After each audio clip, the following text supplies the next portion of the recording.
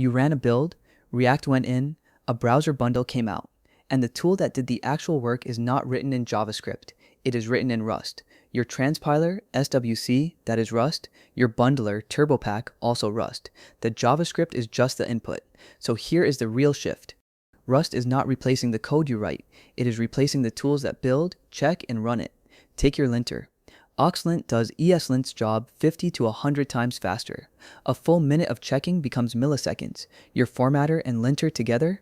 Biome is one small binary that replaces ESLint, Prettier, and 100 plus packages. Your bundler. Rolldown just hit 1.0 and Vite made it the default, retiring Rollup, the old JavaScript engine under it. Your framework. Next. JS 16 now ships Turbopack as the default for development and production.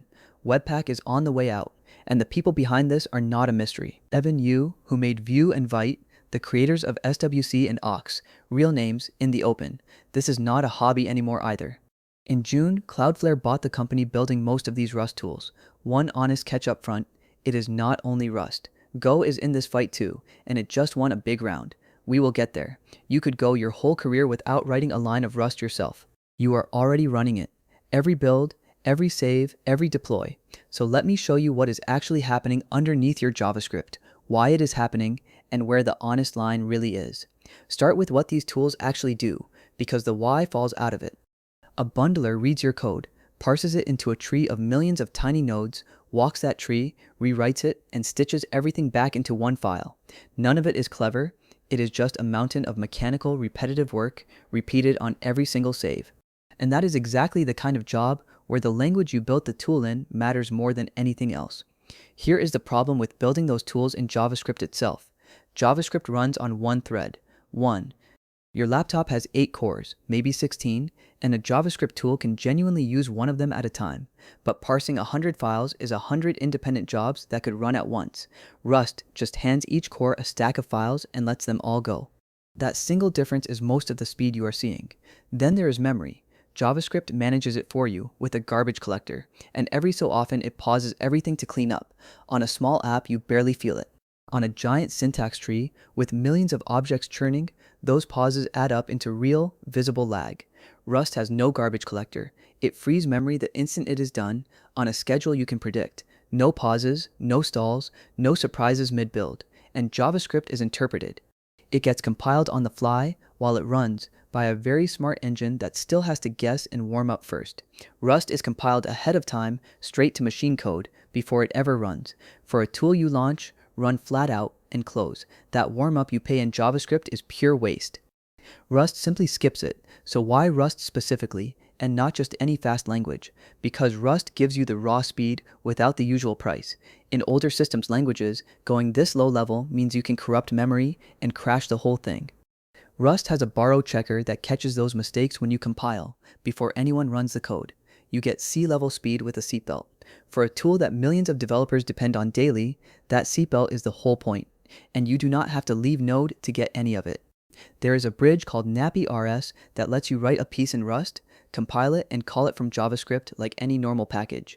You install it with npm, you import it like anything else. The Rust is invisible. That bridge is how SWC, Rolldown, and half of this list actually reach you, dressed up as ordinary npm packages you already have. One more question worth answering. Why now and not 5 years ago?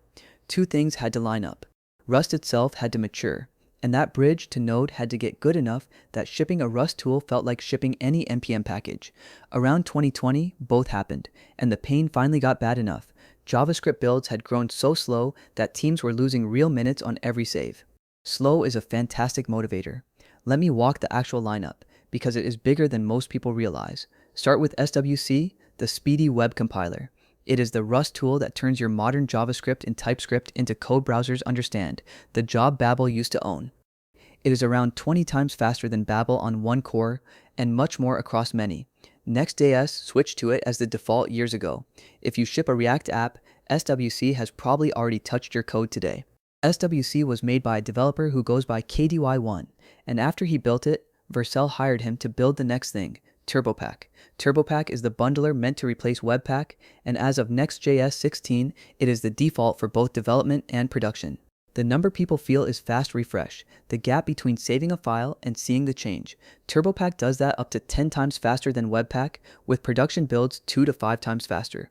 And VoidZero is not the only giant in this. ByteDance, the company behind TikTok, built its own Rust bundler called Rspack. The clever move was making it a near drop-in for Webpack so teams can switch without rewriting their config. Real migrations report builds roughly 9 times faster, using about a third of the memory.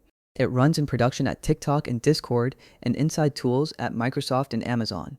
This is not fringe tooling, now the one that turns heads. Oxc, the oxidation compiler, is a whole family of Rust tools, and its linter, ESLint, went stable in 2025.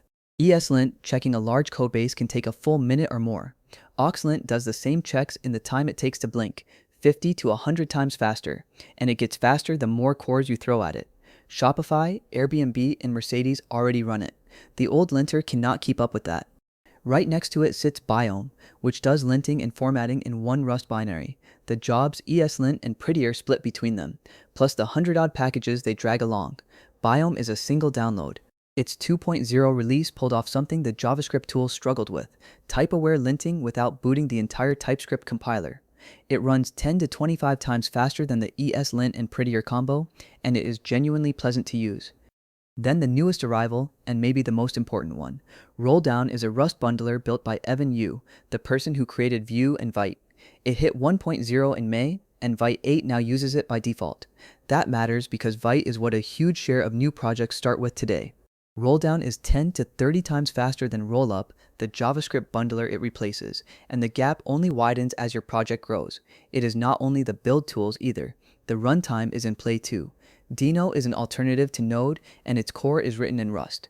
For a long time, the knock on it was that it could not run your existing NPM packages. That is over. Deno 2 runs the vast majority of the NPM ecosystem, reads your normal package files, and behaves like Node where it counts, on a Rust foundation instead of Node's C++1. Even your CSS is not safe from this. Lightning CSS, written in Rust, parses, transforms, and minifies style sheets far faster than the JavaScript tools that used to do it. Parcel uses it. Vite reaches for it. It is the same story one layer down, a boring, repetitive job handed off to a compiled language while the rest of us argued about frameworks, and these are not benchmark numbers on a toy project. A company called Muse cut its build startup from 3 minutes down to 10 seconds by switching bundlers. Ramp shaved more than half off its build time. When a build drops from 3 minutes to 10 seconds, that is not a nice to have. That is dozens of times a day you get your focus back instead of handing it to a spinner.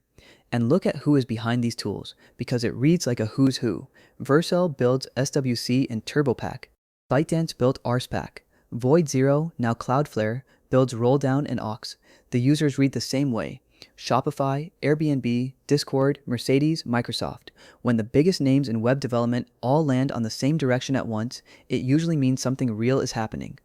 And notice the pattern forming, because this is the part that surprised me. These are not 10 unrelated projects. Oxc and Rolldown share the exact same Rust parser. Rolldown feeds V8. The plan is one shared Rust core, one parser, one set of internals with a bundler, a linter, a formatter, and a test runner all built on top. Instead of 100 loosely glued JavaScript tools, one fast engine underneath all of them. Is anyone actually adopting this, or is it just hype? The State of JS survey is the closest thing the community has to a headcount, and in 1 year, Rolldown went from 1% usage to 10%, with the highest interest of any build tool on the list. Vite now sits at 98% satisfaction against Webpack's 26%. The direction of travel is not subtle. So who is paying for all of this? A lot of it runs through one company, VoidZero, founded by Evan You in 2023. Its entire pitch is to build a single unified toolchain for JavaScript, Vite, Vitist, Rolldown, and Oxc under one roof, all sharing that Rust core. It raised a seed round, then $12.5 million in a Series A. These are open source tools with real venture money behind them now. And then, this June, the move that made people sit up straight. Cloudflare, one of the biggest infrastructure companies on the internet, acquired VoidZero outright. The Rust toolchain that builds the modern web is now owned by a company that already runs a huge slice of the modern web. Cloudflare also put $1 million into keeping Vite independent, and Evan You stays on, leading the open source side. Why would a company like Cloudflare want a bundler? Because whoever controls the tools that build every app controls a choke point. If the toolchain is fast, integrated, and yours, you get to shape how the whole ecosystem deploys, tests, and ships its software. This was not really about saving a few seconds on a build, it is about owning the ground the entire JavaScript world happens to stand on. The money numbers back the code numbers too. SWC pulls over 40 million downloads a week. Rolldown, barely a year old, already does more than 20 million. These are not experiments a handful of enthusiasts run on weekends. They are load-bearing pieces of the internet's plumbing, downloaded tens of millions of times every week, mostly by people who have no idea Rust is anywhere in the picture. Step back and the shape gets clear. A single Rust engine at the very bottom. A ring of familiar tools sitting on top of it, the bundler, the linter, the compiler, the formatter. Each one a JavaScript name you already know. Each one now running on machine code you rarely see. The names stayed exactly the same. The engine underneath them got swapped out while you were shipping features. Now the honest half, because a lot of Rust videos stopped before this and they are wrong to. It is not only Rust doing this. The tool that arguably kicked off the whole movement, Esbuild, is written in Go, not Rust. And Esbuild is brutally fast. In plenty of benchmarks, it beats SWC, which is the Rust one. So the lesson is simpler than Rust worship. A compiled parallel language beats an interpreted single-threaded one, whichever one you happen to pick. And the single biggest speed story of 2026 is not Rust at all. Microsoft rewrote the TypeScript compiler, the thing that type checks basically every serious JavaScript project, and it shipped this July about 10 times faster. They wrote it in Go, not Rust. The tool sitting at the center of the entire TypeScript world picked the other language, and that is a real dent in any pure Rust victory lap. And the reason they picked Go is genuinely interesting. Anders Hejlsberg, who created TypeScript, said the existing compiler was full of shared, mutable, pointer-heavy data structures, and that style ports almost directly to Go, but fights Rust's borrow checker at every step. Porting to Rust would have meant redesigning the whole thing from scratch. Sometimes the safety Rust gives you is exactly the friction you do not want. Honest trade-offs, both directions. Then there is Bun, the fast all-in-one runtime people keep bringing up. For years, it was the clean counterexample. Bun is fast, and Bun was written in Zig, a third language, not Rust. But even that is shifting. In 2026, the Bun team started rewriting it from Zig into Rust, for the memory safety, the same borrow checker seatbelt. So the counterexample is slowly joining the very trend it used to disprove. Let me steelman the other side one more time. A skeptic could say this is just people picking faster tools, and the language underneath is a footnote the users did not pick on purpose. And there is truth in that. A developer switches to Vite because it is fast, not because it is Rust inside. But that is the whole point. When the fast option keeps turning out to be the Rust one, over and over, the footnote becomes the story. Here is the line that actually matters though. None of this touches the code you write. Your components, your routes, your business logic, that stays JavaScript and TypeScript. You are not being asked to learn Rust to build a web app. The Rust lives under the floorboards, in the tools. You get all of the speed without paying the learning cost. That is the whole reason this could spread so far, so fast. And to be precise, because precision is the point here, Node itself is not being rewritten in Rust. Node's core is still C++ and V8 and a lot of JavaScript, and there is no serious effort to change that. When people say Rust is eating the JavaScript backend, they mean the toolchain around Node, the builders, the checkers, the runtimes, not Node's own guts. The engine room is still the old engine room. So what is the honest headline? Compiled systems languages are taking over the JavaScript toolchain, and Rust is the front runner, not the whole field. Go is right there beside it. Zig showed up too. But when you count the new tools being built right now, the bundlers, the linters, the formatters, more of them are Rust than anything else, and the momentum is clearly pointing one way. So what does this actually mean for you? Mostly, your tools get dramatically faster while you do almost nothing. Update Next.js and Turbopack is already there. Start a Vite project and Rolldown is under it. Swap ESLint for Oxlint or Biome on an idle afternoon and watch a minute-long check turn instant. The upgrade path here is almost boringly painless, and there is a bigger idea worth sitting with for a second. For a decade, the JavaScript answer to a slow tool was to write a better JavaScript tool. That era is ending. The new answer is to drop down one level, write the hot part in a language built for raw speed, and hand it back up wearing an NPM package's clothes. Your ecosystem is being rebuilt from the inside, one tool at a time. Should you go learn Rust because of all this? For most web developers, genuinely, no, not for this reason. You will get every ounce of the benefit without writing a single line of it. But if you have ever been curious about what actually sits under your tools, This is the most useful moment in years to take a look. The floor of your ecosystem is being replaced, and for once, you can watch it happen. My honest take, after going through all of it, this is the healthiest kind of change, the kind you feel as things simply getting better, with no migration and no rewrite demanded of you. Rust and its Go and Zig cousins are not here for your job or your language. They are here for the slow parts of your toolchain, and on that narrow, specific fight, they are winning. If your builds have gotten faster lately and you could not figure out why, now you know what changed down there. What is the last tool in your stack you would expect to see rewritten in Rust? I have a guess. Tell me yours.